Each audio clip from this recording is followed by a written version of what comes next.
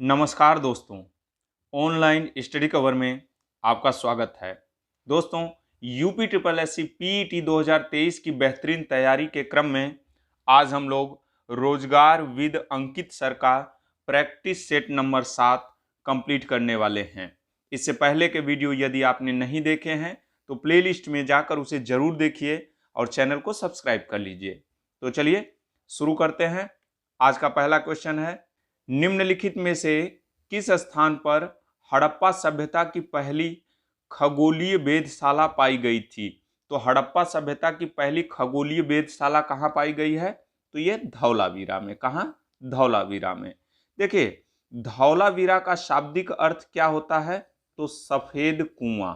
क्या होता है? सफेद कुआं। सफेद कुआं इसका शाब्दिक अर्थ होता है धौलावीरा से, धौलावीरा का। ठीक है। और धौलावीरा से उन्नत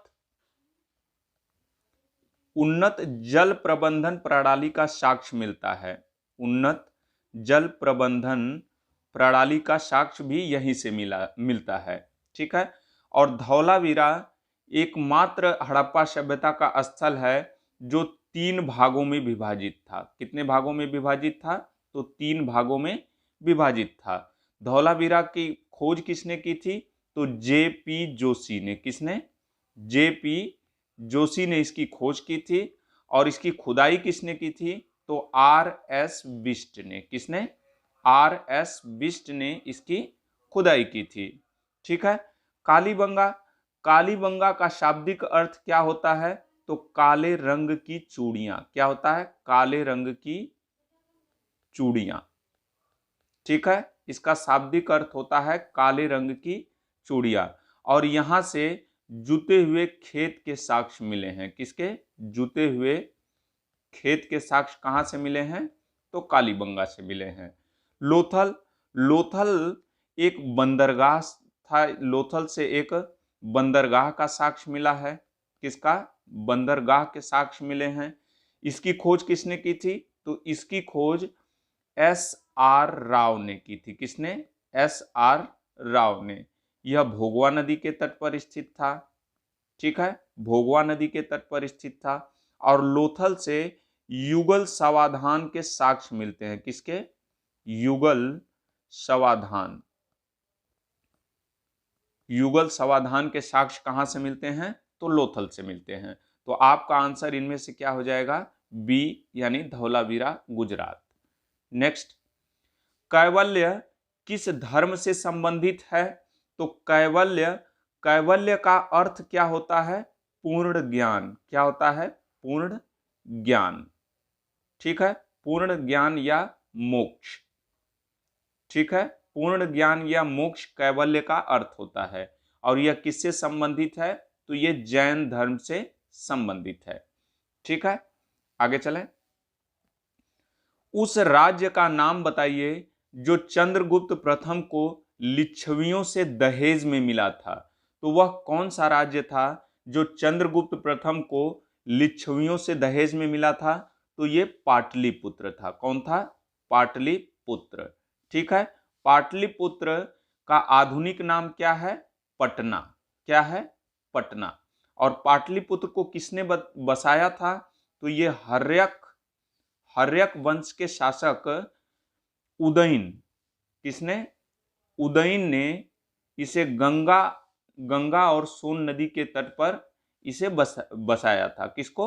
पाटलिपुत्र को। ठीक है। तो पाटलिपुत्र को किसने बसाया था? तो उदयन ने। उदयन किस वंश का शासक था? तो ये हर्यक वंश का शासक था। और पाटलिपुत्र का आधुनिक नाम क्या है? पटना है। ठीक है। आगे चलें। उस भारतीय राज्य की पहचान करें जिसे महाकाव्य के प्राग ज्योतिष के रूप में जाना जाता है। तो वह कौन सा राज्य है जिसे महाकाव्य के प्राग ज्योतिष के रूप में जाना जाता है? तो वो असम है। कौन सा राज्य है? असम।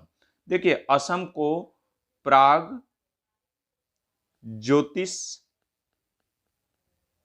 प्राग ज्योतिषपुर के नाम से भी जाना जाता है। ठीक है। प्राग ज्योतिषपुर के नाम से भी जाना जाता था। और इसे कामरूप के नाम से भी जाना जाता है। किसके नाम से? कामरूप के नाम से भी इसे जाना जाता था। किसको? असम को। ठीक है, तो आपका आंसर क्या हो जाएगा? सी हो जाएगा। ठीक है, आगे चले। हौज ए सुल्तानी जलाशय का निर्माण किस सुल्तान ने कराया था? तो हौज ए सुल्तानी जलाशय का निर्माण किसने करवाया था? तो इल्तुतमिश ने करवाया था। किसने करवाया था? इल्तुतमिश ने। ठीक है, और कुतुबुद्दीन ऐबक ने किसकी नींव रखी थी? तो यह कुतुब मीनार की नींव रखी थी। किसकी? कुतुब मीनार की नींव रखी थी इसने। ठीक है, अलाउद्दीन खिलजी, इसने सीरी का किला का निर्माण करवाया था। ठीक है, हजार खंभा महल का निर्माण करवाया था। हजार खंभा महल का निर्माण करवाया था। सीरी का किला बनवाया था इसने। और इसने कुतुब मीनार में स्थित अलाई दरवाजा का निर्माण भी इसी ने करवाया था। अलाई दरवाजा का निर्माण भी अलाउद्दीन खिलजी ने करवाया था। फिरोज शाह तुगलक ने दिल्ली में फिरोज शाह कोटला दुर्ग का निर्माण करवाया था। किसका? फिरोज शाह कोटला दुर्ग का निर्माण इसने करवाया था। किसने? फिरोज शाह तुगलक ने। तो आपका आंसर क्या हो जाएगा? यहां पर बी हो जाएगा, इल्तुतमिश ने। ठीक है, संथाल विद्रोह किस वर्ष हुआ था? तो संथाल विद्रोह 1855-56 में हुआ था। और इसको किसने किया था? तो दो भाई थे, सिंधु और कान्हू ने करवाया था। और ये कहां पे हुआ था? तो ये झारखंड और वेस्ट बंगाल में, झारखंड और पश्चिम बंगाल में ये हुआ था। संथाल विद्रोह 1855-56 में किसने करवाया था? तो सिंधु और कान्हू, ये दोनों भाई थे, इन्होंने करवाया था इसको। ठीक है, आगे चलें। भारत में बजट व्यवस्था का आरंभ किस वायसराय के काल में हुआ था? तो भारत में बजट व्यवस्था का आरंभ यह कैनिन के समय में हुआ था। किसके समय में हुआ था? तो कैनिन के समय में हुआ था। कैनिन यह भारत का पहला वायसराय था। क्या था? पहला वायसराय था।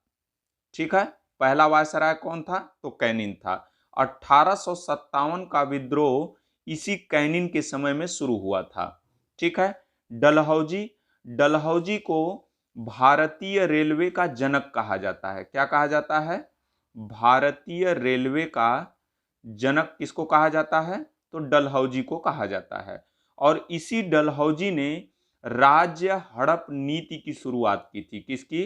राज्य हड़प नीति की। ठीक है, और इसी राज्य हड़प नीति के तहत इसने सबसे पहले 1848 में सतारा को अंग्रेजी राज्य में मिलाया था इसने। ठीक है, रिपन के समय में 1881 में पहली नियमित जनगणना शुरू हुई थी। क्या हुई थी? पहली नियमित जनगणना शुरू हुई थी। ठीक है, पहली नियमित जनगणना किसके समय में शुरू हुई थी? तो लॉर्ड रिपन के समय में। और इसी रिपन के समय में 1881 में वर्नाक्यूलर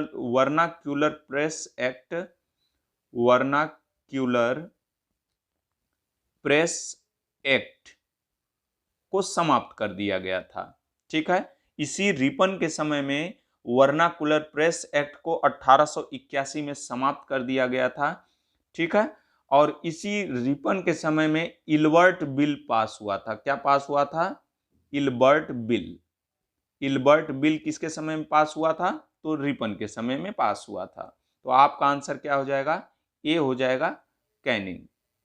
ठीक है, महात्मा गांधी दक्षिण अफ्रीका से भारत 9 जनवरी 2015 को कितने वर्षों के बाद लौटे थे? तो महात्मा गांधी दक्षिण अफ्रीका से भारत कब लौटे थे? तो 9 जनवरी 1915 को। कब लौटे थे? 9 जनवरी 1915 को। ठीक है, और यह 21 वर्षों के बाद भारत लौटे थे। कितने वर्षों के बाद? तो 21 वर्षों के बाद भारत लौटे थे। ठीक है, आगे चलें। शांतिपूर्ण प्रतिरोध का सिद्धांत किसने प्रतिपादित किया था? तो शांतिपूर्ण प्रतिरोध का सिद्धांत अरविंद घोष ने प्रतिपादित किया था। किसने? अरविंद घोष ने प्रतिपादित किया था।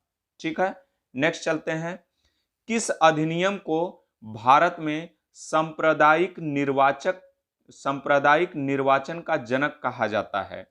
तो किस अधिनियम को भारत में सांप्रदायिक निर्वाचन का जनक कहा जाता है? तो इसे मार्ले मिंटो सुधार 1919 को सांप्रदायिक निर्वाचन का जनक कहा जाता है। किसको? मार्ले मिंटो सुधार 1909 को। ठीक है, भारत के किस शहर को पूर्व का एथेंस के रूप में जाना जाता है? तो भारत के किस शहर को पूर्व का एथेंस के रूप में जाना जाता है? तो मदुरै को। किसको? मदुरै को पूर्व के एथेंस के रूप में जाना जाता है। कोच्चिन को किस नाम से जाना जाता है? कोच्चि को, इसको अरब सागर की रानी के नाम से जाना जाता है। किसके नाम से? अरब सागर की रानी। ठीक है, अरब सागर की रानी के नाम से जाना जाता है कोच्चि को।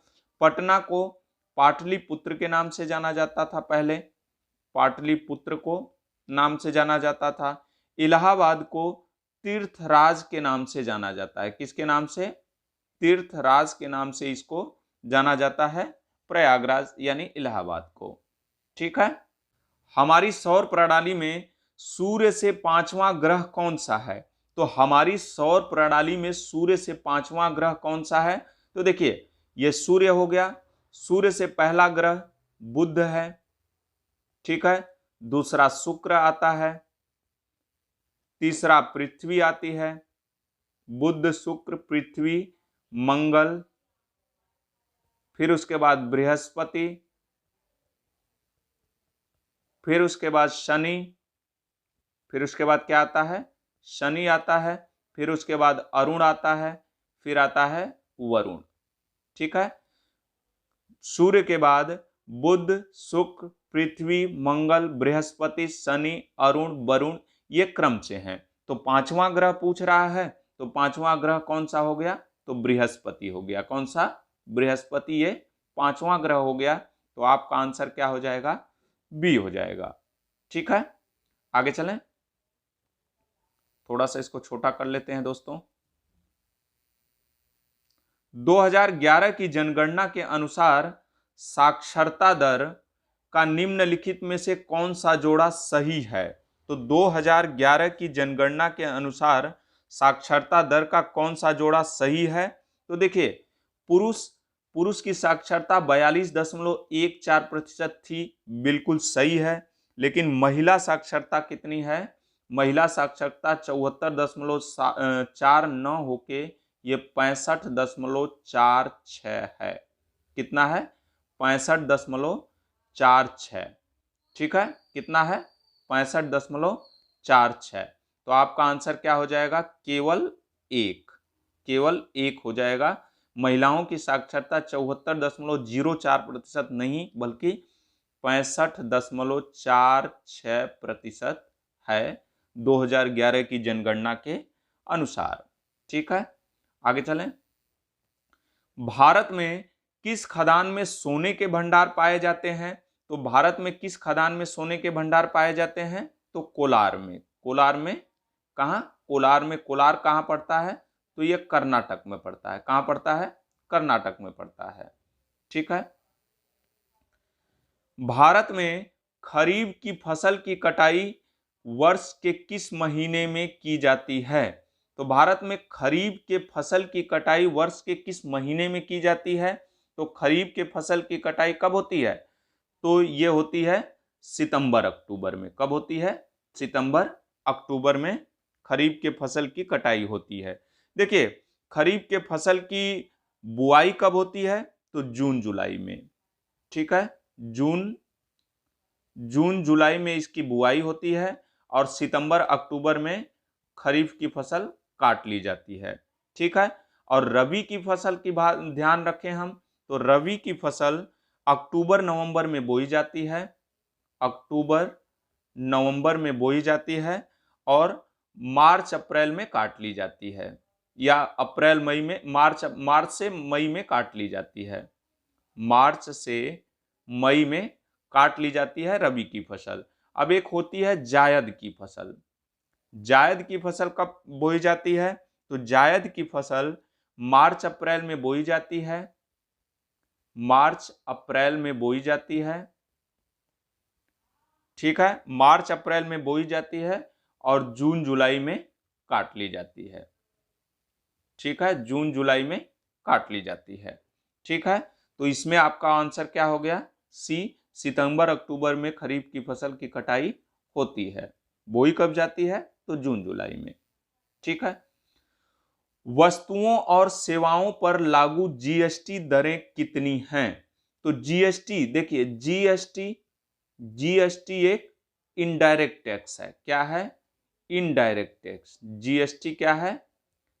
इनडायरेक्ट टैक्स, यानी अप्रत्यक्ष कर है। कैसा कर है? अप्रत्यक्ष कर है जीएसटी। और जीएसटी कब लागू हुआ था? तो 1 जुलाई 2017 को यह लागू हुआ था, ठीक है, ठीक है। और इसकी कितनी दरें हैं? तो इसकी 5 दरें हैं। 5 दरें कौन सी है? 0, 5, 12, 18, 28। कितनी दरें हैं? 0, 5, 12, 18, 28। और जीएसटी काउंसिल में कितने सदस्य होते हैं? तो जीएसटी काउंसिल में 33 सदस्य होते हैं। और इसका अध्यक्ष कौन होता है? जीएसटी काउंसिल का अध्यक्ष कौन होता है?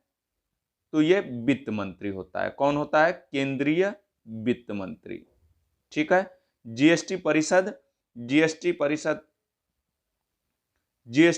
का अध्यक्ष कौन होता है? तो वित्त मंत्री होता है। जीएसटी परिषद में सदस्यों की संख्या कितनी होती है? तो 33 होती है। जीएसटी 1 जुलाई 2017 को लागू हुआ और इसकी दरें कितनी है? 5 दरें हैं, 0, 5, 12, 18 और 28, ठीक है। नेक्स्ट चलें। भारत में आर्थिक सर्वेक्षण सरकारी स्तर पर प्रतिवर्ष कौन प्रकाशित करता है? तो आर्थिक सर्वेक्षण भारत में कौन प्रकाशित करता है? तो ये वित्त मंत्रालय। कौन करता है? वित्त मंत्रालय प्रकाशित करता है, ठीक है। आगे चलें। भारत में राष्ट्रीय मानवाधिकार आयोग निम्नलिखित में से किस मंत्रालय के अधीन है? तो देखिए, राष्ट्रीय मानवाधिकार आयोग, इसकी स्थापना कब हुई थी? तो 12 अक्टूबर 1993 में। कब? 12 अक्टूबर 1993 में इसकी स्थापना हुई थी। और वर्तमान में इसके अध्यक्ष कौन है? तो वर्तमान में इसके अध्यक्ष अरुण मिश्रा हैं। कौन है? अरुण मिश्रा, ठीक है। अरुण मिश्रा वर्तमान में इसके अध्यक्ष हैं। और यह एक असंवैधानिक निकाय है, ठीक है। यह संवैधानिक निकाय नहीं है, ठीक है। और यह किसके अधीन आता है? तो गृह मंत्रालय के अधीन आता है, ठीक है। तो आपका आंसर क्या हो जाएगा? ए हो जाएगा। यह एक गैर संवैधानिक निकाय है, ठीक है। आगे चलें। यदि किसी अर्थव्यवस्था में मुद्रास्फीति लगातार बढ़ रही है तो केंद्रीय बैंक क्या कर सकता है? केंद्रीय बैंक किसमें वृद्धि कर सकता है? यदि अर्थव्यवस्था में मुद्रास्फीति लगातार बढ़ रही है तो केंद्रीय बैंक क्या कर सकता है? तो केंद्रीय बैंक रेपो दर में वृद्धि कर सकता है। क्या कर सकता है? रेपो रेट में क्या कर सकता है? वृद्धि कर सकता है। दोस्तों, रेपो रेट क्या होता है? रेपो रेट वो रेट होता है, रेपो दर वो दर होता है जिस पर आरबीआई अन्य बैंकों को लोन देता है, ठीक है। और रिवर्स रेपो रेट वो होता है जिस दर पर आरबीआई अन्य बैंकों से ऋण लेता है, ठीक है। तो आपका आंसर इनमें से क्या हो जाएगा? डी हो जाएगा। दोस्तों, वीडियो पसंद आए तो लाइक करना, शेयर करना और ऐसे ही वीडियो पाने के लिए चैनल को सब्सक्राइब कर लेना, ठीक है। आगे चलें। भारत में बैंकों का प्रथम बार राष्ट्रीयकरण कब किया गया था? तो देखिए, भारत में पहली बार बैंकों का राष्ट्रीयकरण 14 बैंकों का राष्ट्रीयकरण किया गया था। कितने बैंकों का राष्ट्रीयकरण किया गया था? 14 बैंकों का राष्ट्रीयकरण किया गया था। कब किया गया था? तो 19 जुलाई 1969 को। कब? 19 जुलाई 1969 को। उस समय प्रधानमंत्री कौन थी? तो इंदिरा गांधी। कौन थी? इंदिरा गांधी, ठीक है। और दूसरी बार बैंकों का राष्ट्रीयकरण कब किया गया था? तो 1980 में। कब किया गया था? 1980 में 6 बैंकों का राष्ट्रीयकरण किया गया था। पहली बार जो बैंकों का राष्ट्रीयकरण किया गया था वो 14 बैंकों का राष्ट्रीयकरण किया गया था, और दूसरी बार 6 बैंकों का राष्ट्रीयकरण 1980 में किया गया था। कब किया गया था? 1980 में। ठीक है। और दोनों राष्ट्रीयकरण के समय प्रधानमंत्री अपनी इंदिरा गांधी थी। ठीक है, आगे चलें। भारत के राष्ट्रपति को महाभियोग द्वारा हटाने की प्रक्रिया निम्नलिखित में से किस अनुच्छेद में वर्णित है? तो देखिए, राष्ट्रपति को महाभियोग द्वारा हटाया जा सकता है यह अनुच्छेद 61 के अनुसार। किसके अनुसार? अनुच्छेद 61 के अनुसार राष्ट्रपति को महाभियोग द्वारा हटाया जा सकता है। और राष्ट्रपति के महाभियोग की प्रक्रिया किसी भी सदन से शुरू हो सकती है। किसी भी सदन से शुरू हो सकती है। ठीक है। अनुच्छेद 53 क्या कहता है? अनुच्छेद 53 कहता है कि राष्ट्रपति संघ की कार्यपालिका शक्ति राष्ट्रपति में निहित है। ठीक है, संघ की कार्यपालिका शक्ति राष्ट्रपति में निहित है, यह अनुच्छेद 53 कहता है। और अनुच्छेद 74 के अनुसार राष्ट्रपति को सहायता और सलाह देने के लिए एक मंत्रिपरिषद होगी, जिसका प्रधान कौन होगा? प्रधानमंत्री होगा। ठीक है, जिसका प्रधान कौन होगा? प्रधानमंत्री। तो आपका आंसर यहां पे क्या हो जाएगा? बी हो जाएगा। ठीक है। सूची 1 को सूची 2 से सुमेलित कीजिए तथा सूचियों के नीचे दिए गए कूट से सही उत्तर चुनिए। तो सूची 1 में क्या है? संविधान की अनुसूची है, और सूची 2 में क्या है? विषय है। तो देखिए, चौथी अनुसूची, तो चौथी अनुसूची यह राज्यसभा में सीटों के आवंटन से संबंधित है। तो पहला का क्या हो गया? ए का 3। तो आपका आंसर क्या हो जाएगा? सी हो जाएगा। क्या हो जाएगा? सी हो जाएगा। फिर भी आगे देख लेते हैं। छठी अनुसूची, छठी अनुसूची यह जनजातीय क्षेत्रों से संबंधित है। ठीक है। और छठी अनुसूची में कौन कौन से राज्य आते हैं, इनकी ट्रिक अभी मैंने परसों वाले वीडियो में या कल वाले वीडियो में मैंने बताया था। असम मिमेत्री। क्या है? असम मिमेत्री। असम मिमेत्री इसकी ट्रिक है। इसमें 5 राज्य आते हैं, 4 राज्य आते हैं इसमें। एक असम, मिजोरम, मेघालय और त्रिपुरा, ये 4 राज्य आते हैं छठी अनुसूची में। आठवीं अनुसूची ये भाषा से संबंधित है।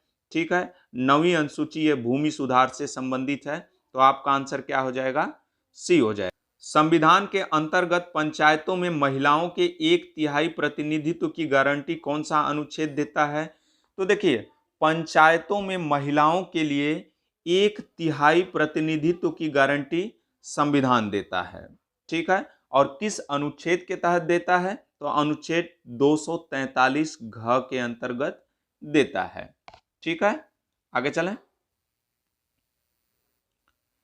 निम्नलिखित विवादों में से किसमें सर्वोच्च न्यायालय ने प्रस्तावना को भारतीय संविधान की मौलिक संरचना का भाग स्वीकार किया है? तो देखिए, केशवानंद भारती विवाद 1973 के तहत, ये 1973 में आया था। इसके तहत सर्वोच्च न्यायालय ने यह माना कि प्रस्तावना संविधान का भाग है और इसमें संशोधन किया जा सकता है।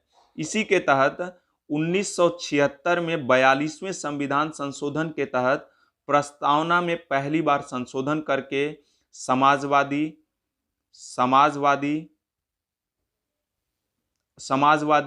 पंथ निरपेक्ष और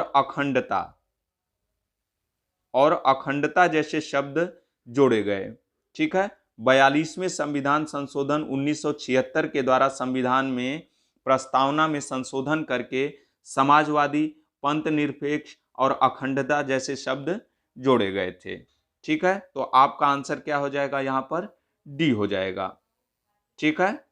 निम्न में से कौन राज्यसभा का सदस्य होते हुए भी लोकसभा की कार्यवाही में भाग ले सकता है?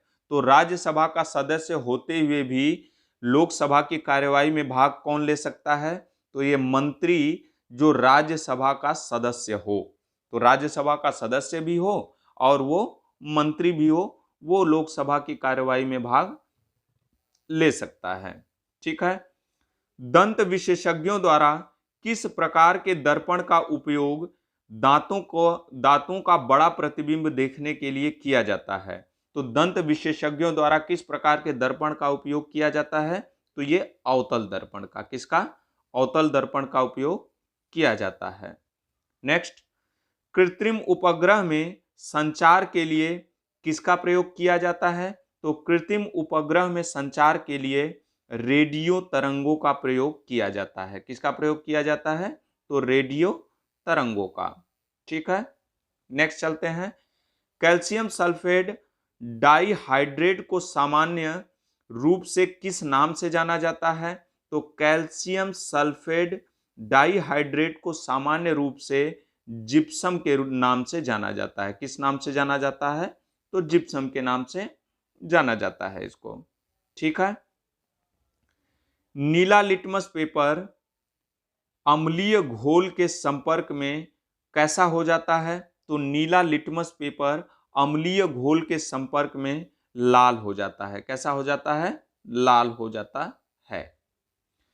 जेलीफिश किस संघ का एक उदाहरण है? तो जेलीफिश यह निडेरिया संघ का उदाहरण है। किसका? निडेरिया संघ का उदाहरण है जेलीफिश। ठीक है। अब हिंदी से संबंधित प्रश्नों को देख लेते हैं। जिसे तैर कर पार करना कठिन हो, इसके लिए एक शब्द क्या है? जिसे तैर कर पार करना कठिन हो, उसके लिए एक शब्द होता है दुस्तर। क्या होता है? दुस्तर। ठीक है। मोहन की कविता मौलिक न होकर क्या है? तो मोहन की कविता मौलिक न होकर अनुदित है। क्या है? अनुदित। यहां पे अनुदित आएगा। डंके की चोट पर कहना मुहावरे का अर्थ क्या है? तो डंके की चोट पर कहना मुहावरे का अर्थ है सबके सामने घोषित करना। क्या होता है? सबके सामने घोषित करना। ठीक है। पराधीन का संधि विच्छेद क्या होता है?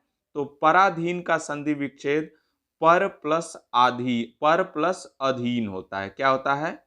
पर प्लस अधीन यानी पराधीन। ठीक है।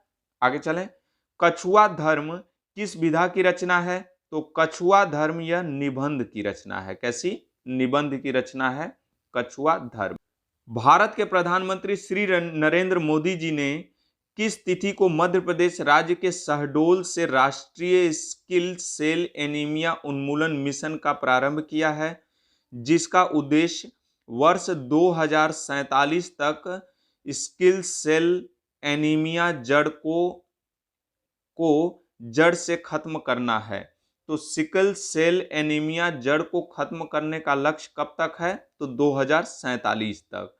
और इसका उद्घाटन कहाँ किया गया? तो मध्य प्रदेश के शहडोल में। ठीक है। मध्य प्रदेश के शहडोल में इसका उद्घाटन किया गया। कब किया गया? तो 1 जुलाई 2023 को। कब किया गया? 1 जुलाई। हाल ही में किस व्यक्ति को पेन पिंटर पुरस्कार 2023 से सम्मानित किया गया है? तो पेन पिंटर पुरस्कार 2023 से किसको सम्मानित किया गया? तो माइकल रोसेन को। किसको? माइकल रोसेन को। आगे चलें। विश्व आर्थिक मंच WEF वर्ल्ड इकोनॉमिक फोरम संस्थान द्वारा जारी ऊर्जा संक्रमण सूचकांक 2023 में भारत का वैश्विक स्तर पर रैंक कितनी है? तो भारत का वैश्विक स्तर पर रैंक कितनी है ऊर्जा संक्रमण सूचकांक 2023 में? तो ये 67वीं रैंक है। कैसी? कौन सी? 67वीं रैंक है। ठीक है। आगे चलें। अक्टूबर-नवंबर 2023 में भारत में आयोजित होने वाले क्रिकेट विश्व कप का ब्रांड एम्बेसडर किसे नियुक्त किया गया है? तो अक्टूबर-नवंबर 2023 में भारत में आयोजित होने वाले क्रिकेट विश्व कप का ब्रांड एम्बेसडर किसे नियुक्त किया गया है? तो ये शाहरुख खान को। किसको? शाहरुख खान को। ठीक है। किस देश के केंद्रीय बैंक ने मिशेल बुलाक को आगामी 7 वर्षों के लिए प्रथम महिला गवर्नर के रूप में नियुक्त किया है? तो कौन से देश ने नियुक्त किया है? तो ऑस्ट्रेलिया ने। किसने? ऑस्ट्रेलिया ने नियुक्त किया है। आगे चलें। किस राज्य सरकार ने अपने कृषि विभाग की सहायता से संपूर्ण राज्य में किसानों के कल्याण हेतु मुख्यमंत्री खेत सुरक्षा योजना प्रारंभ की है? तो मुख्यमंत्री खेत सुरक्षा योजना किस राज्य ने प्रारंभ की है? तो ये उत्तर प्रदेश ने प्रारंभ की है। किसने? उत्तर प्रदेश ने प्रारंभ की है। ठीक है, आगे चलें। प्रतिवर्ष किस तिथि को नेल्सन मंडेला अंतर्राष्ट्रीय दिवस के रूप में मनाया जाता है? तो प्रतिवर्ष किस तिथि को नेल्सन मंडेला अंतर्राष्ट्रीय दिवस के रूप में मनाया जाता है? तो 18 जुलाई को मनाया जाता है। कब मनाया जाता है? 18 जुलाई को मनाया जाता है। ठीक है, आगे चलें। केंद्रीय बजट 2023-24 के अंतर्गत निम्नलिखित में से किस विशिष्ट मंत्रालय के लिए 5.94 लाख करोड़ रुपए की धनराशि आवंटित की गई है? तो किस मंत्रालय के लिए 5.94 लाख करोड़ रुपए की राशि आवंटित की गई है? तो यह रक्षा मंत्रालय के लिए। किसके लिए? रक्षा मंत्रालय के लिए आवंटित की गई है। ठीक है। भारत की G20 अध्यक्षता के अंतर्गत किस शहर में प्रथम हेल्थ वर्किंग ग्रुप मीटिंग का आयोजन हुआ? तो प्रथम हेल्थ वर्किंग ग्रुप मीटिंग का आयोजन किस शहर में हुआ G20 का?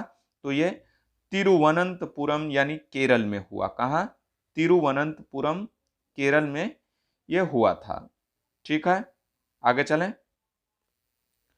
25 जून 2023 को निम्न में से किस व्यक्ति का निधन हुआ जिन्हें विशेष रूप से लिथियम आयन बैटरी के सह आविष्कारक तथा वर्ष 2019 में रसायन विज्ञान के क्षेत्र में नोबेल पुरस्कार प्राप्तकर्ता के रूप में जाना जाता है?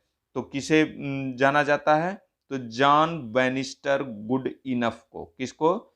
जॉन बैनिस्टर गुड इनफ, ये अमेरिका के रहने वाले थे। ठीक है।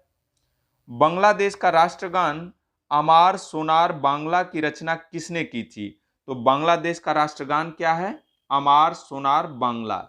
और इसकी रचना किसने की है? तो रविंद्रनाथ टैगोर ने। किसने? रविंद्रनाथ टैगोर ने।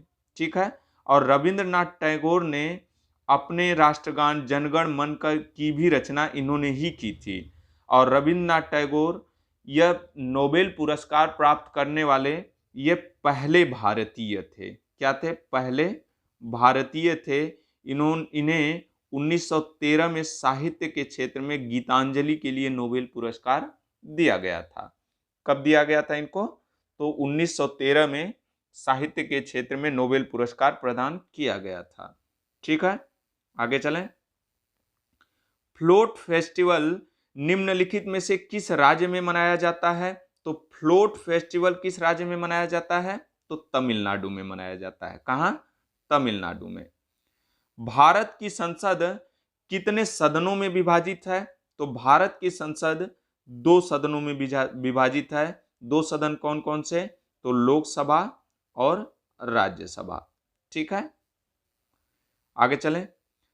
निम्नलिखित में से कौन पश्चिम बंगाल का पारंपरिक नकाबपोश नृत्य है? तो पश्चिम बंगाल का इसमें से कौन सा नृत्य है जो नकाबपोश नृत्य है? कौन सा है? तो ये गंभीरा है। कौन सा? गंभीरा। गिद्धा लोक नृत्य ये पंजाब से संबंधित है। कहां से संबंधित है? पंजाब से संबंधित है। कावड़ी कहां का लोक नृत्य है? तो कावड़ी यह तमिलनाडु का लोक नृत्य है। कहां का? तमिलनाडु का। ठीक है। जवारा, जवारा ये मध्य प्रदेश का लोक नृत्य है। कहां का? मध्य प्रदेश का लोक नृत्य है। ठीक है। निम्नलिखित में से किस संगीतकार को भारत रत्न पुरस्कार से सम्मानित किया गया है? तो किस संगीतकार को भारत रत्न पुरस्कार से सम्मानित किया गया है? तो उस्ताद बिस्मिल्लाह खां को। किसको? उस्ताद बिस्मिल्लाह खां को। ठीक है, आगे चलें। निम्न में से किस देश की 3 राजधानियां हैं? तो निम्नलिखित में से किस देश की 3 राजधानियां हैं? तो ये दक्षिण अफ्रीका की। कहां की? दक्षिण अफ्रीका की 3 राजधानियां हैं। देखिए, प्रशासनिक राजधानी,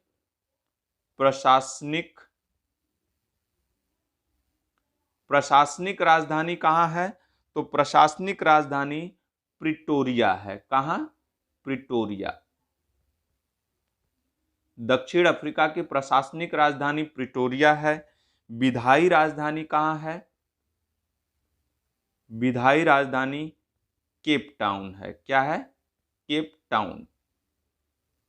ठीक है। और न्यायिक राजधानी कहाँ है? न्यायिक राजधानी, इसकी न्यायिक राजधानी कहाँ है? तो न्यायिक राजधानी है ब्लामफोंटीन। क्या है? ब्लामफोंटीन।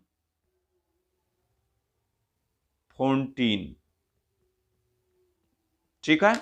प्रशासनिक राजधानी कहाँ है दक्षिण अफ्रीका की? तो दक्षिण अफ्रीका की प्रशासनिक राजधानी प्रिटोरिया है, विधायी राजधानी केप टाउन है, और न्यायिक राजधानी कहाँ है?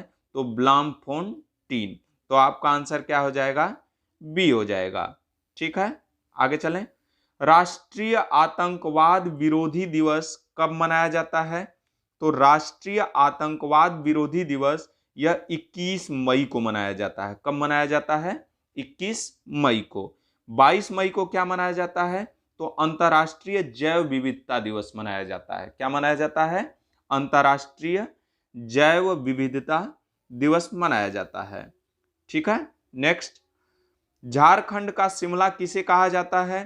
तो झारखंड का शिमला यह रांची को कहा जाता है। किसको कहा जाता है? तो रांची को कहा जाता है झारखंड का शिमला। ठीक है। लाई हरोबा महोत्सव निम्न में से किस राज्य में मनाया जाता है? तो लाई हरोबा महोत्सव या संगाई महोत्सव, यह दोनों मणिपुर में मनाया जाता है। कहाँ मनाया जाता है? लाई हरोबा या संगाई महोत्सव यह मणिपुर में मनाया जाता है। ठीक है, आगे चलें। बुल फाइटिंग किस देश का राष्ट्रीय खेल है? तो बुल फाइटिंग यह किस देश का राष्ट्रीय खेल है? तो ये स्पेन का है। कहाँ का? स्पेन का। कनाडा का राष्ट्रीय खेल आइस हॉकी है। क्या है? Ice hockey. ठीक है। जापान का राष्ट्रीय खेल क्या है? जूडो है। स्कॉटलैंड का भी राष्ट्रीय खेल आइस हॉकी है। क्या है? Ice hockey. ठीक है। कहीं कहीं रग्बी फुटबॉल भी इसका राष्ट्रीय खेल दिखा रहा है, रग्बी फुटबॉल। ठीक है, तो थोड़ा आप इस चीज को ध्यान रखना। कहीं कहीं स्कॉटलैंड का राष्ट्रीय खेल इस रग्बी फुटबॉल भी दिखा रहा है और कहीं कहीं आइस हॉकी भी दिखा रहा है। ठीक है, तो दोस्तों इस वीडियो को यहीं पे कंप्लीट करते हैं। कल एक नए वीडियो के साथ हाजिर होंगे। तब तक के लिए धन्यवाद।